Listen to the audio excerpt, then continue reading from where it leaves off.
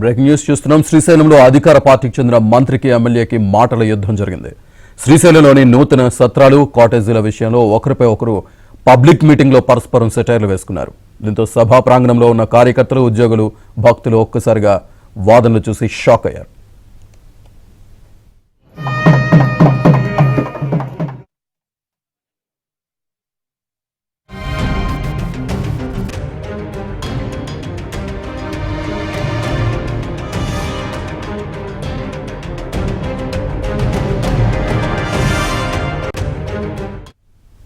ఇదే విషయానికి సంబంధించి మరిన్ని డీటెయిల్స్ మా కరెస్పాండెంట్ సుంకన్ అందిస్తారు. సుంకన, శ్రీనివాస్, శ్రీశైలం దేవస్థానం పరిధిలో 215 కోట్ల రూపాయల అభివృద్ధి పనులకు దేవాదాయ శాఖ మంత్రి కొట్టు సత్యనారాయణ, అదేవిధంగా స్థానిక MLA Shilpa Chakrapani Reddy, Srisailam trust board సభ్యులు ఏదైతే శంకుస్థాపనలు చేశారో ఆ తర్వాత బహిరంగ సభ కూడా ఏర్పాటు చేశారు. బహిరంగ సభలో ముఖ్యంగా ఈ శ్రీశైలం దేవస్థానంలో కాటేజీలు, సత్రాల నిర్మాణ విషయంలో మంత్రి కొట్టు సత్యనారాయణ 50 లక్షలు డిపాజిట్ చేయాలి ఈ నిర్మాణాలు చేపట్టే వాళ్ళని కూడా చెప్పడం జరిగింది. అయితే ట్రస్ట్ సభ్యుల్లో ఒకరు దానిని నిరాకరించారు.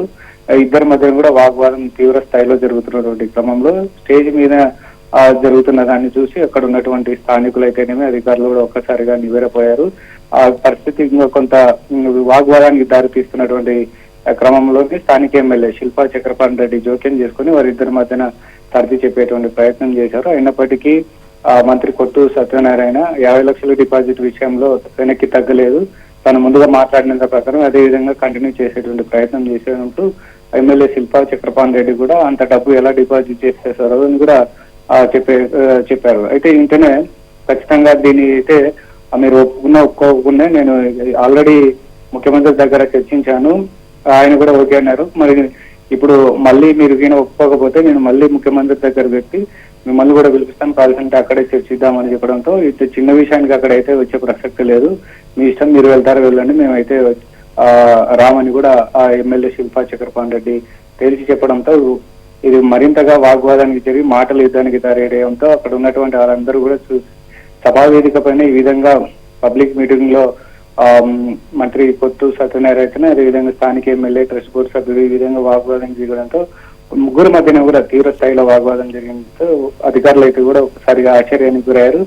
ఇది ఇప్పుడు ఈ పంచాయతీ ఎప్పుడు ముఖ్యమంత్రి దగ్గరికి వెళ్తుంది, మళ్ళీ దీనికి ఫుల్ స్టాప్ పడుతుందా లేకుంటే ఈ వివాదం ఇంకా కంటిన్యూ అవుతున్నది కూడా తీవ్ర చర్చనీయాంశమైంది. శ్రీనివాస్, రైట్ సుంకన్, థ్యాంక్ యూ. ఎవరికైనా డొనేట్ చేయాలన్నా ఒక రూమ్ కి మనం 10 లక్షలు పెట్టాం, మనం 5 లక్షలు పెడతారు కనీసం. కాదన్న ఇచ్చేవాళ్ళు లేదులే కానీ ఇప్పుడు ముందు ఇచ్చేవాళ్ళు లేదంటే మనం సర్వల్లాగా అలర్ట్ చేయగలుగుతాం. అలాగైతే మొత్తం అందరం బోర్డులు పెట్టేస్తుంటే కానీ ఇక్కడ కన్స్ట్రక్షన్ జరగదన్న. కాదు అంత నేను నీ అభిప్రాయాన్ని గౌరవిస్తాను. ఈ మాట ఇలాగ ఇచ్చేవాళ్ళు లేరా చక్రపాణి అన్న ఇలా అంటున్నారు, దీని మీద ఏం చేయమంటారు? మీరు బోర్డు ఎందుకు ఇంకా పనిలాగా బోర్డు ఉండేది, దానిలోకి ఎందుకు వాళ్ళు పాస్ చేయడం ఎందుకు, దానికి బోర్డు ఎందుకు చేసిన తర్వాత బాగుంటుంది కదా. మీకు కూడా నేను చెప్తున్నాను, ఎన్విరాన్మెంట్ మినిస్టర్గా ఎన్విరాన్మెంట్ బోర్డు అన్నది ముఖ్యమంత్రి పైన చెప్తే సర్వాధికారం మాదే అనుకున్నట్టుగా కాదు, బోర్డుకి కొంత పరిధి ఉంటుంది.